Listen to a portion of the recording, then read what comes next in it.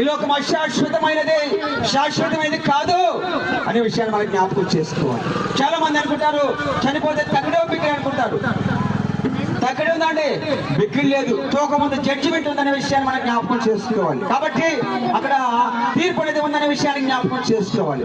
ఈ శరీరంలో ఈ ఆత్మ ప్రాణం ఉండగానే మనము యేసు ప్రభువుని నమ్ముకోవాలి. కాబట్టి ఎందుకు ఇంత ప్రయాసపడి మేము చెప్తున్నామంటే పిల్లరా, మాతో కూడా మీరు సంతోషంగా పరలోక రాజ్యంలో ఉండాలనే విషయం మేము చెప్తున్నాం. కాబట్టి గమనించండి, యేసు క్రీస్తు ప్రభువు గొప్ప దేవుడు, సర్వశక్తిమంతుడు, సర్వోన్నతుడు. నీ కొరకు నా కొరకు ఆయన శిలువలో చనిపోయాడు, సమాధి చేయబడ్డాడు, తిరిగి మూడో దినాన లేచాడు. కాబట్టి మీరు నమ్ముకోండి, మీ జీవితాల్లో గొప్ప కార్యాలు దేవుడు చేస్తాడు. అదే విధంగా పరలోక రాజ్యంలో మనం అందరూ కూడా సంతోషంగా ఉంటాం. దేవుడి మాటలను నిశ్చయముగా దీవించును గాక. ఆమేన్. దేవునికి స్తోత్రం. మరొకసారి దేవుని సేవకులు మీ అందరూ